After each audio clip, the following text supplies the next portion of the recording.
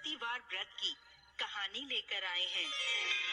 किसी गांव में एक साहूकार रहता था, जिसके घर में अन्न, वस्त्र और धन, किसी भी चीज की कोई कमी नहीं थी। और वह साहूकार बहुत ही दयालु हृदय का था, परंतु उसकी स्त्री बड़ी ही कृपण थी। किसी भिक्षार्थी को कभी कुछ दान में नहीं देती थी। सारे दिन बस अपने घर में ही लगी रहती थी। एक बार की बात है, एक समय एक साधु महात्मा बृहस्पतिवार के दिन उसके द्वार पर आए और भिक्षा की याचना करने लगे। स्त्री उस समय घर के आंगन को लीप रही थी।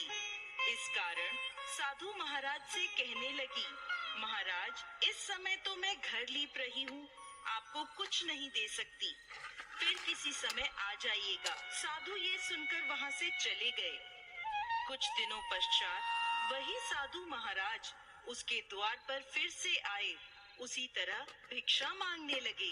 साहूकारनी उस समय अपने बच्चे को खाना खिला रही थी। कहने लगी, महाराज, मैं क्या करूं? मुझे फुर्सत ही नहीं है, इसलिए आपको भिक्षा नहीं दे सकती। अब साधु महाराज फिर से उसके द्वार से खाली हाथ ही लौट गए। तीसरी बार जब महात्मा उसके द्वार पर आए तो उसने उन्हें उसी तरह से टालना चाहा। कहने लगी, महाराज, मैं क्या करूं? मुझे समय ही नहीं मिलता, इसलिए आपको भिक्षा नहीं दे सकती। परंतु महात्मा जी लगे, अच्छा, मैं एक उपाय बताता हूँ।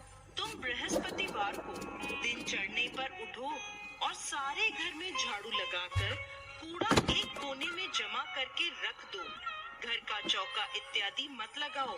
घर वालों से कह दो कि हजामत अवश्य बनवाएं। रसोई बनाकर चूल्हे के पीछे खाना रख दो। सामने नहीं, फिर स्नान आदि करके सायंकाल को अंधेरा होने के बाद दीपक जलाओ तथा बृहस्पतिवार को पीले वस्त्र मत धारण करो, ना पीले रंग की चीज का भोजन ग्रहण करो। यदि ऐसा करोगी तो तुमको घर का कोई काम नहीं करना पड़ेगा, तुम्हें अवकाश ही अवकाश हो जाएगा। साहूकारनी ने ऐसा ही किया। वह हर बृहस्पतिवार को ऐसा ही करने लगी रही हो। तुम चाहती क्या हो? तब साहूकारनी ने हाथ जोड़कर प्रार्थना करी, महाराज, अब कोई ऐसा उपाय बताएं कि मेरे पहले जैसा धन धान्य हो जाए। अब मैं प्रतिज्ञा करती हूँ, आप जैसा कहेंगे मैं वैसा ही करूँगी। तब महात्मा जी ने कहा, बृहस्पतिवार को प्रातः काल उठकर स्नान आदि से निवृत्त होकर घर को गाय के गोबर से लीपो तथा घर के पुरुष हजामत न बनवाएं। भूखों को अन्न जल देती रहा करो। ठीक सायंकाल दीपक जलाया करो।